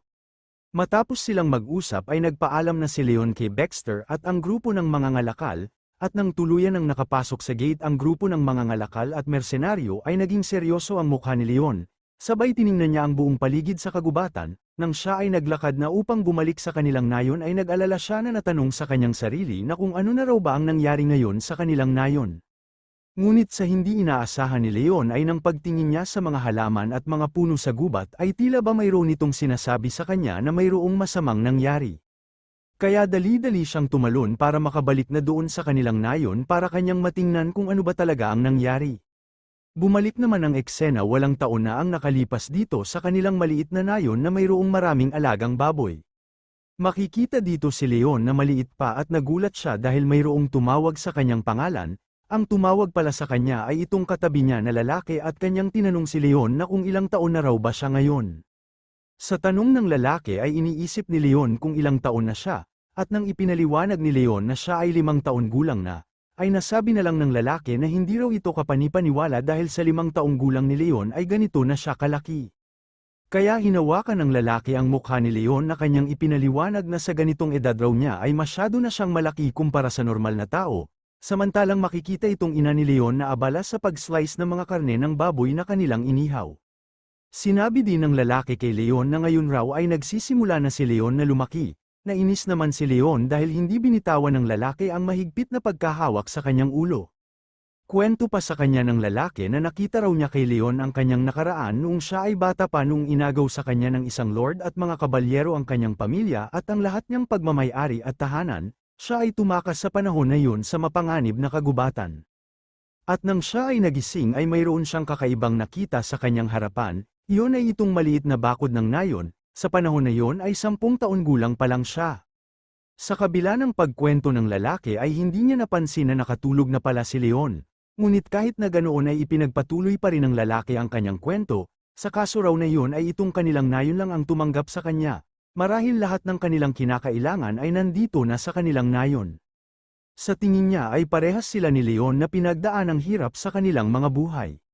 Sa kasalukuyan ay makikita sa unahan ng kagubatan sa lokasyon kung saan ang kanilang village ay tila ba nasusunog, si Leon na tiningnan ang kanyang unahan ay napapatanong siya kung ano raw ba itong kanyang nakikita. Ano raw ba talaga ang nangyari sa kanilang village bakit nagkaganito, kahit ang kagubatan ay wala naman sinasabi na mayroong mga halimaw. Ngunit natigil sa pagtataka si Leon nang kanyang naisip ang kalagayan ngayon ng kanyang ina doon sa kanilang maliit na bahay. Dito ay nakita niya ang kanilang maliit na bahay ay ayos lang at walang nangyari, kaya masyado siyang nagpapasalamat dahil wala sa panganib ang kanyang ina. Dito ay nagpatuloy na namang naglakad si Leon sa gitna ng kagubatan para puntahan ang ibang bahagi sa kanilang nayon, ngunit nanlaki ang kanyang mga mata sa kanyang mga nakita. Dahil nakita niya ang isang lugar na nasusunog at kanyang napagtanto kung sino o kaninong lugar itong nasusunog, kaya hindi mapigilan ni Leon na tingnan ang buong paligid para malaman kung anong nilalang ang gumawa nito. Sa kabila ng pagmamasid ni Leon sa buong paligid ay iniisip niya na sa kanya raw na amoy dito ay isa lang itong ordinaryong apoy, Sa tingin niya ay mayroong nagsindi nitong apoy at nagsunog ng insenso, natatabunan ng amoy ng insenso ang amoy sa kanilang nayon. Ano raw ba ang dapat niyang gawin at sino raw ba kaya ang may gawa nito? Kinakailangan niyang magmadali na bumalik doon sa loob ng nayon. Ngunit natigil sa kanyang iniisip si Leon nang mayroon siyang narinig na tumawag sa kanyang pangalan. Dahil dito ay dali-dali na lumingon si Leon sa kanyang likod. At dito nakita niya ang lalaki na parati niyang kausap kapag mayroon siyang bakanting oras na ito ay sugatan at malapit ng mamatay. Kahit malapit ng mamatay ang lalaki ay patuloy pa rin niya na binanggit ang pangalan ni Leon na tila ba mayroon itong gustong sabihin kay Leon. Sa may mahinang boses ay sinabi niya kay Leon na tingnan raw niya ang kanyang kalagayan ngayon. At nang nakalapit na si Leon sa lalaki ay sinabi sa kanya ng lalaki na ngayon ay malapit na siyang mamatay. Hindi naman pumayag si Leon na dito na mamatay ang lalaki. Kinakailangan raw na agad niya siyang madala doon sa nayon para doon magamot ang kanyang mga tinamong mga sugat. Paliwanag naman ng lalaki na kahit dalhin pa niya siya doon sa loob ng nayon ay masyado nang huli ang lahat. Ipinayo din ng lalaki kay Leon na kapag makabalik na siya doon sa loob ng kanilang nayon ay huwag niyang kalimutan itong kanyang sasabihin, anuman ang kanyang makikita doon ay dapat na panatilihin ni Leon ang kanyang sariling katinoan. Matapos banggitin ng lalaki ang salitang yun ay tuluyan na nga siyang nalagutan ng hininga. Si Leon na pinapanood ng lalaki na tuluyan ang nawala ng buhay ay hindi na lang siya nakapagsalita. At kasabay nito ay seryoso na nga na tumayo si Leon para tumungo doon sa nayon at para kanyang malaman kung ano talaga ang totoong mga nangyari. Bago siya umalis ay tumingin muna siya sa kalangitan na mayroong inaalala, kanyang naalala noong panahon na kapag wala siyang ibang kausap ay nasa tabi lang ang kanyang uncle para kausapin siya. Kaya hindi mapigilan ni Leon na tumulo ang kanyang mga luha nang dahil sa pagkamatay ng tao na malapit sa kanya at tanggap siya kung ano ang kanyang pagkatao. Sa harapan naman ng gate ng nayon ay makikita ang mga bantay na kanilang hinanda ang kanilang mga pana at mga espada nang dahil maraming mga halimaw ang umatake at gustong pasukin ang nayon. Dito ay makikita ang grupo ng mga mamamana na kanilang pinakawalan ang kanilang mga palaso para patamaan ang mga halimaw na gustong umakyat sa kanilang gate. At sumambulat sa ibaba ng kanilang gate na nagtipon-tipon ng maraming mga orc at mga troll para kanilang pasukin ang gate ng nayon. Upang magawang makaakyat ang mga halimaw sa gate ng nayon ay nagdala sila ng mataas na hagdanan upang dito sila dumaan papasok sa nayon para ubusin ang mga tao na nakatira dito. Itong lalaki na may dilaw na buhok ay kanyang pinaalam sa lahat niyang mga kasama na ang mga halimaw ay nagsimula ng umakyat sa kanilang pader. Lahat ay ihanda ang kanilang mga sandata para pigilan ang mga halimaw na hindi makaakyat sa pader ng kanilang village. Ipinayo din niya sa mga mamamana na dapat na kanilang unahin ang mga troll na mayroong bitbit na hagdanan, at nang pagtingin niya sa unahan ay natulala na lang siya sa kanyang nakita, at napamura dahil paano raw ba naging ganito kabilis naging organisado ang grupo ng mga orc. Sa tingin niya ay mayroong isang tao ang namumuno nitong mga halimaw. Ngunit biglang sumigaw itong kanyang isang kasama sa likod na kanyang pinaalam sa lalaking may dilaw na buhok na tingnan niya sa kanilang unahan. Dito ay nakita nila sa pinakaunahan na nagtipon-tipon ang mga matataas na namumuno sa mga halimaw. Ito ay ang mga goblin at troll, sila ay mayroong bitbit na mga sibat, at ang higit pa doon ay nakita din nila sa pinakagitna ang pinakapinuno ng mga hukbo ng halimaw na nakasakay sa isang hugis asong halimaw. Makikita itong aso na halimaw na nakatali ang kanyang bibig at wala na siyang ibang nagawa kung hindi sundin ang mga utos nitong pinuno ng mga halimaw. Ang lalaki na may dilaw na buhok nang malinaw niyang nakita ang mga halimaw sa unahan ay agad niya itong nakilala, ngunit makikita lang itong pinuno ng hukbo ng mga halimaw na nanlilisik ang kanyang mga mata na tila ba gusto na niyang wasakin ang village. Ang kanyang mga hukbong halimaw sa kanyang likod ay hinihintay na lang ang utos ng kanilang pinuno kung sila ba ay sabay-sabay na umatake sa pader ng nayon. Dito ay dahan-dahan na nga na lumapit ang pinuno ng mga halimaw habang bitbit niya ang isang mataas na sibat. Habang kanilang pinapanood ang pinuno ng mga halimaw ay napapatanong itong isang lalaki na mayroong hawak na telescope na sa laki raw ng halimaw ay hindi na ito matatawag na orc at ngayon lang din siya nakakita na ang isang orc ay kayang makapagpaamo ng isang warg. Paliwanag naman ng lalaki na mayroong dilaw na buhok na ang kanilang nakita ngayon ay isang urok na nagmula sa wasteland, isang nilalang na makikita lamang doon sa Truvinian battlefield, at napapatanong din siya na kung bakit nandito ang ganitong halimaw. Sinabi din niya sa lahat niyang mga kasama na ang kanilang sitwasyon ngayon ay hindi simpleng pagsalakay ng grupo ng mga orc, ngunit hindi pa siya natapos sa pagsasalita ay biglang sumigaw ng napakalakas ang isa niyang tauhan dahil tinamaan ito ng sibat sa kanyang balikat. Habang patuloy na sumisigaw ang lalaki ay natulala naman ang lahat niyang mga kasama dahil nakita nila sa sibat ang isang ulo ng tao na nakatali sa sibat. At napasigaw din sila dahil ang paghagis raw sa kanila nitong sibat na mayroong ulo ng tao ay tila nagbigay ang halimaw sa kanila ng mensahe. Ang lalaki na may dilaw na buhok ay kanyang pinahinahon ang kanyang mga kasama at inutusan niya sila na kinakailangan na kanilang magamot ang kasama nila na nasugatan, samantalang itong pinuno ng hukbo ng mga halimaw ay kanya nang pinatakbo ang kanyang sinasakyan na ward para pangunahan ang pag-atake, nang gagalaiti pa niyang sinisigaw sa mga taga-nayon na ilabas nila ang walang hiya na ogre. Sa pagpapatuloy ng ating kwento ay nagsimula nang umakyat ang mga halimaw sa gate ng village para kanilang ubusin ang lahat ng tao na nakatira dito. Ang mga bantay ng village na pinipigilan ang halimaw na makaakyat ay kanilang sinisigaw na dapat kanilang unahin ang mga halimaw na mayroong bitbit na mataas na hagdanan, ngunit laking gulat nila dahil itong isang halimaw ay matagumpay nang nakaakyat sa itaas ng kanilang gate, kaya napasigaw na lang ang mga taga-village na dapat kanila munang mapigilan itong halimaw na nakaakyat. Inutos din itong lalaki na may dilaw na buhok na si Ken ang mga bantay ng kanilang gate na ihanda ang kanilang mga sarili.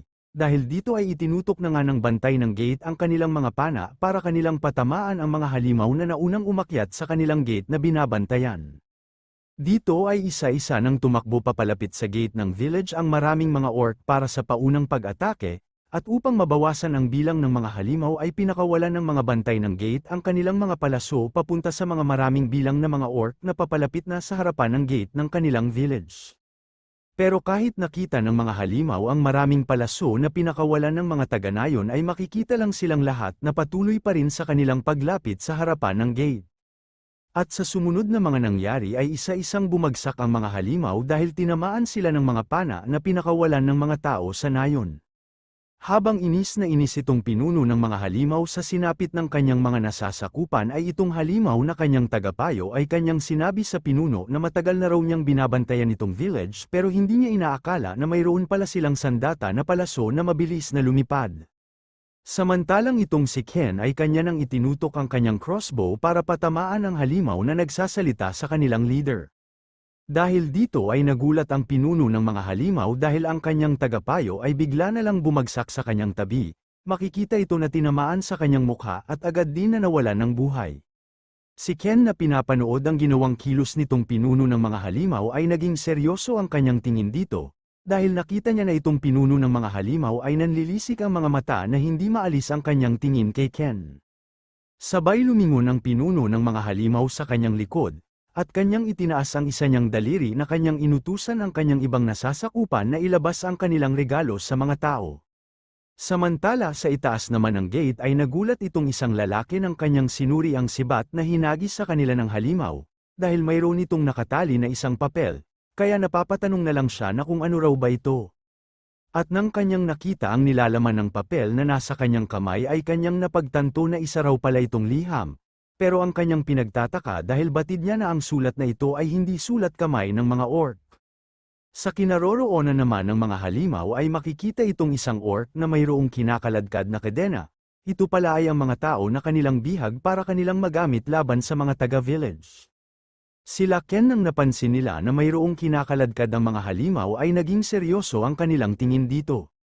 Uutusan pa sana ni Ken ang kanyang mga tauhan na umatake ngunit napansin niya na mayroong kakaiba sa gitna ng mga halimaw kaya kanyang pinigilan ang kanyang mga tauhan na huwag munang umatake. Makikita sa gitna ng mga halimaw ang mga tao na kanilang bihag at agad naman itong nakilala ng mga taga-village dahil ang mga ito raw ay ang nagpapatrolya kaninang umaga. At ang mas lalong ikinababahala ni Ken dahil nakita niya na kasama sa mga bihag ang kanyang anak na si Daryl. Dahil dito ay sinisigaw ni Ken sa kanyang mga kasama na huwag silang umatake. Ang mga walang hiya raw na mga halimaw na ito ay gumagamit ng tao para kanilang gawin na panangga. Kaya lumabas na lang ang pawis sa mukha nitong si Ken na hindi na niya alam kung ano pa ang dapat niyang gawin, dahil ang kanyang anak at ang iba pa ay bihag ng mga halimaw para panglaban sa kanila. Samantalang ang iba pa na mga kasama ni Ken ay kanilang nakilala kung sino pa ang mga bihag. Habang ang isang lalaki sa likod ni Ken ay hindi na niya alam kung ano na ang kanilang dapat na gawin, kaya kanyang sinabi kay Ken na masama na raw ang kanilang sitwasyon ngayon dahil nagtutulakan ang mga halimaw papalapit sa kanilang gate, kinakailangan na raw na gumawa ng desisyon si Ken bago pa mahuli ang lahat. Ngunit itong si Ken ay labis lang na natulala na lumabas ang pawis sa kanyang mukha dahil kapag patuloy silang magpapakawala ng mga palaso ay tiyak na madadami ang mga bihag maging ang kanyang anak. Sa ibaba naman ng kanilang gate ay mabilis na tumakbo ang mga bantay dahil mayroong masamang nangyari. Sinisigaw pa nitong isa na gamitin nilang pangharang ang kanilang mga katawan dito sa kanilang gate. Dahil kapag tuluyan na mawawasak itong gate ay tiyak na mauubos silang lahat dito. Dahil dito ay makikita itong isang lalaki na agad na nagtago sa likod ng sako-sakong butil nang dahil sa sobrang takot, at nang nakita siya ng isa niyang kasama ay agad siyang pinagalitan. Wala raw maibibigay na mabuti sa kanila ang kanyang pagtatago. Ngunit sinisigaw lang nitong lalaki na takot na kung nababaliw na raw ba sila hindi raw ba sila nakakaramdam ng katulad ng kanyang nararamdaman na takot. Idinagdag din niya na sila ay nakipaglaban sa hindi mabilang na mga halimaw at ni minsan ay ngayon pa ito nangyari sa kanila. Walang kwenta itong kanilang pakikipaglaban dahil tiyak na mayroon silang pinupuntirya. Sa labas naman ng kanilang gate ay makikita na ginamit na ng mga hukbo ng mga halimaw ang malaking trousseau para kanilang mawasak ang pader ng nayon, habang ang mga tao sa loob ay kahit natatakot na sa posibleng mangyari sa kanila ay kanilang ibinuhos ang buo nilang lakas para mapigilan lang na hindi tuluyan na mawasak ang pader ng kanilang nayon. Sinabi pa nitong isa sa kanyang mga kasama na kumapit lang sila ng mahigpit hanggang sa dulo ng kanilang lakas. Samantalang itong pinuno ng mga halimaw ay nakatayo lang sa harapan ng pader ng village at kanyang pinapanood ang hukbo niyang mga halimaw na dahan-dahan nilang winawasak ang pader ng nayon. Sinabi pa nitong kanyang katabi na orc na sa bilis raw nitong kanilang ginawa ay malapit na rin siyang makalaya, iba raw talaga ang kanyang pinuno, gaya sa inaasahang nilalang na hinubog sa larangan ng digmaan, at pinapangako niya sa kanyang pinuno na kanya siyang tutulungan na hulihin ang kanyang hinahanap dito. Makikita ang maraming mga orc at mga troll na kanilang ginagampanan ang kani-kanilang mga trabaho para maakyat lang ang pader ng nayon para ganap na nila itong mapasok. Habang ang kanilang mga bihag ay wala na lang nagawa kung hindi tingnan ang pader ng kanilang nayon na dahan-dahan ang winasak ng mga halimaw, at batid din nila sa kanilang sarili na nangyari ang lahat ng ito nang dahil sa kanila. Si Ken na pinapanood ang kanyang anak na bihag ng mga halimaw ay masyado siyang tahimik. Kaya sinabihan siya ng kanyang kasama na kinakailangan na niyang magbigay sa kanila ng utos kung ano na ang dapat nilang gawin. Kahit marami ng mga sinabi ang kanyang mga tauhan ay makikita pa rin itong si Ken na kanyang ipinikit ang kanyang mga mata, dahil kapag magbigay siya ng utos na magpaulan ng palaso ay tiyak na madadami ang kanyang anak maging ang iba pang mga bihag. At ang mas lalong ikinabagabag ni Ken dahil tinawag siya ng kanyang anak na tila ba mayroon itong gustong sabihin. Sa kabila ng katahimikan ni Ken ay nagsaad itong isang lalaki sa kanya na silang lahat na nandito ay nakapagpasya kung ano ang dapat na gawin. Alam raw niya na nag-aalinlangan si Ken dahil kasama ang anak niya doon, pero mayroon pa bang ibang paraan para maligtas sila? Nakakalungkot man ngunit wala na silang ibang pagpipilian. Sa sinabi ng lalaki ay tumugon sa kanya si Ken na papayag siya na sila ay magpakawala ng palaso sa mga halimaw, ngunit hindi niya kayang siya mismo ang magbigay ng utos sa kanila. Dahil sa mga sinabi ni Ken ay hinanda na ng kanyang mga kasama ang kanilang mga pana, at humihingi din sila ng paumanhin kay Ken sa kanilang gagawin. Kasabay nito ay itinutok na nga ng mga mamamana ang kanilang pana para patamaan ang mga halimaw na umakyat sa pader ng kanilang nayon. Kahit nakita nila sa kanilang ibaba na nasa harapan ng mga halimaw ang mga bihag ay wala na silang ibang pagpipilian kung hindi pa kawalan ang kanilang mga palaso, kahit madamay pa ang mga bihag na nasa ibaba. Ngunit makikita lang itong pinuno ng mga halimaw na nanlilisik ang kanyang mga mata at hindi man lang nakaramdam ng takot kahit nakita niya na muli na namang naghanda ng kanilang mga palaso ang mga taga-nayon. Bago pa mapakawala ng mga taga-nayon ang kanilang mga palaso ay makikita itong si Leon na tumalon ng mataas para siya na mismo ang pipigil sa mga hukbo ng mga halimaw. Makikita si Leon na hinawakan niya ng mahigpit ang axe at ito ay papunta kung saan nagtitipon ang mga maraming halimaw. Nang napansin ng pinuno ng hukbo ng mga halimaw si Leon na nasa kanilang itaas ay nagtataka siya na kung ano raw ba itong nilalang ang papalapit sa kanila.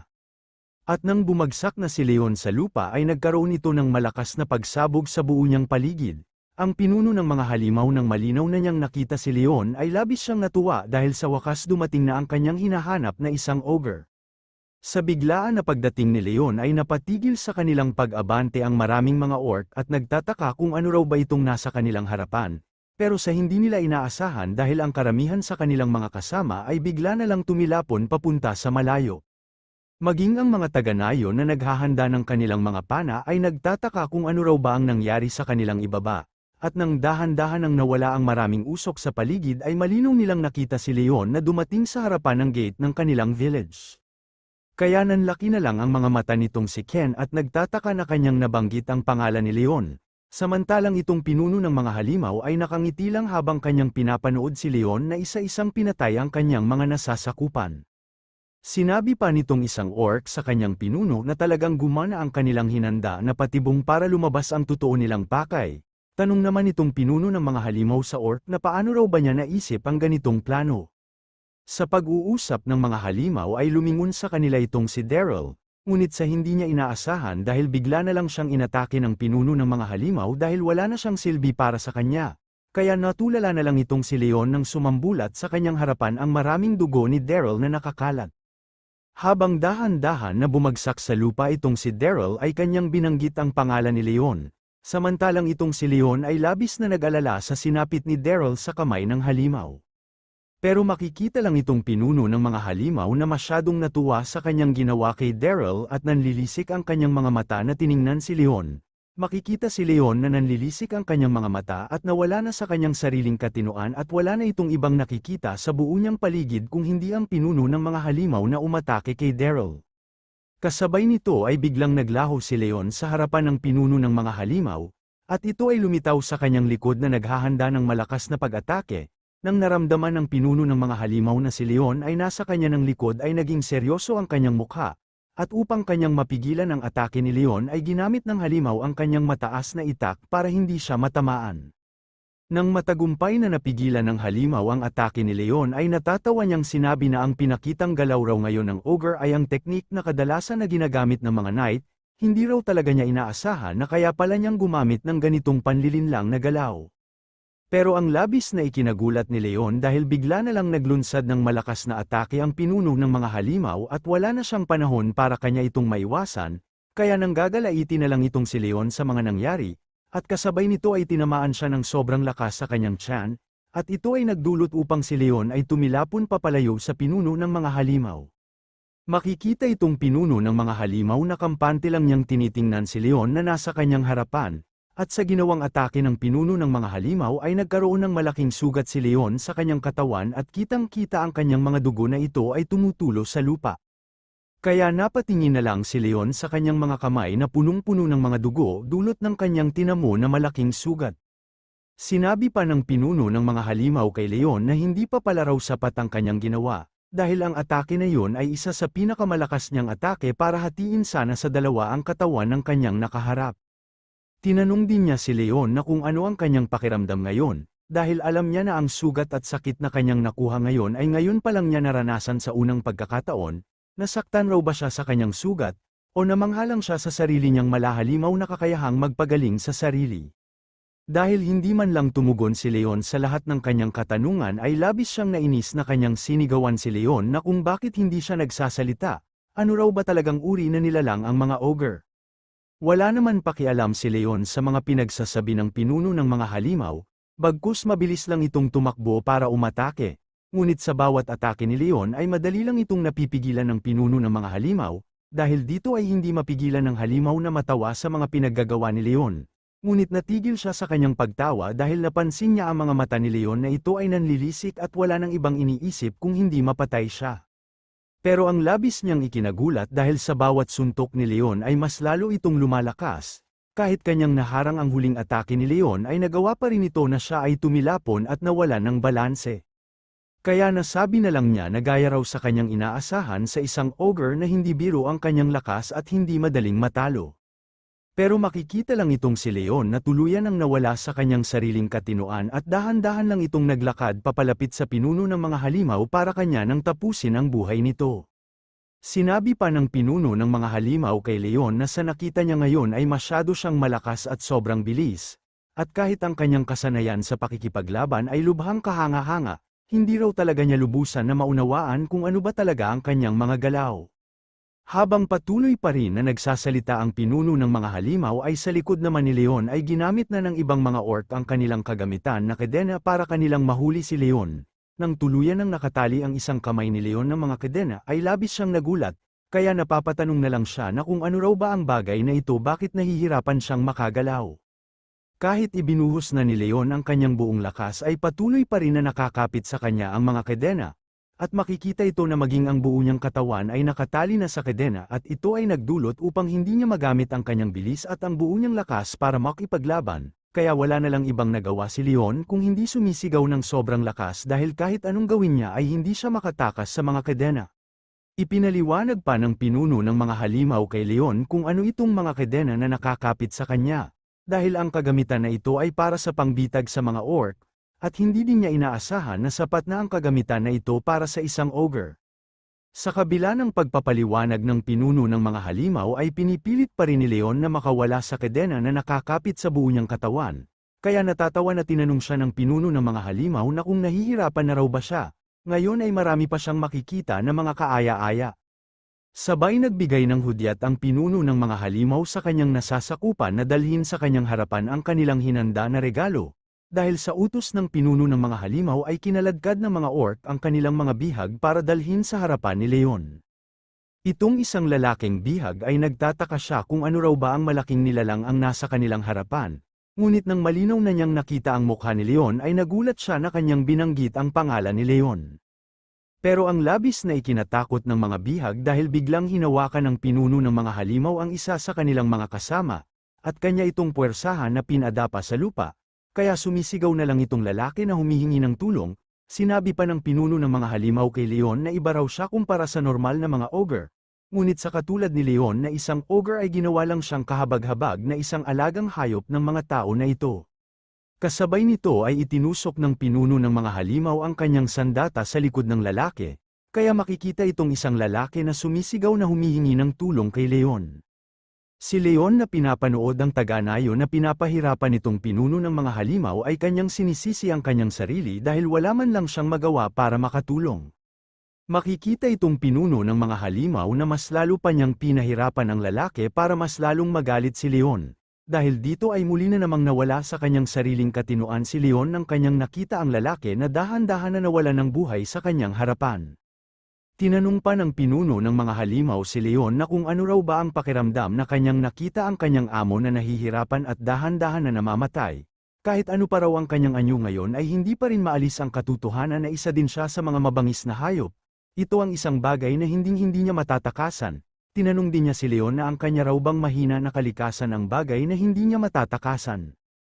Sa kabila ng pang-iinis ng pinuno ng mga halimaw kay Leon ay hindi na makatiis itong isang bihag kung hindi kanyang sinigawan ang pinuno ng mga halimaw na itigil na niya ang kanyang ginagawa.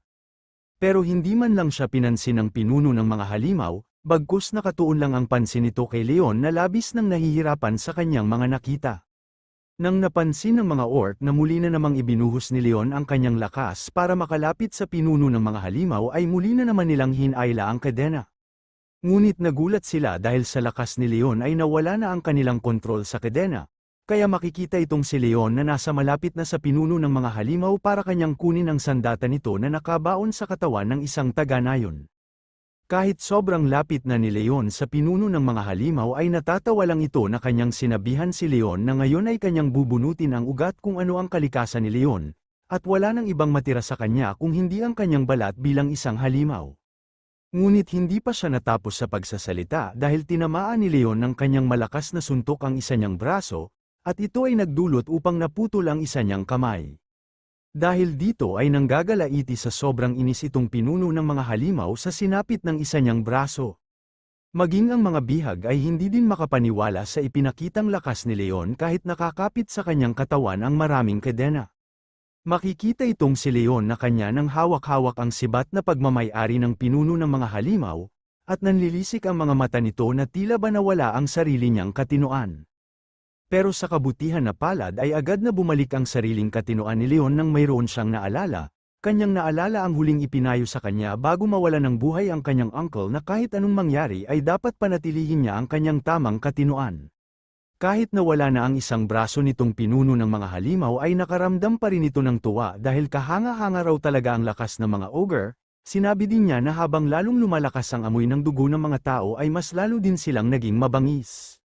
Sa sinabi ng pinuno ng mga halimaw ay hindi makapagsalita si Leon, dahil hindi naman siya ganoon na nilalang katulad ng kanyang mga sinabi.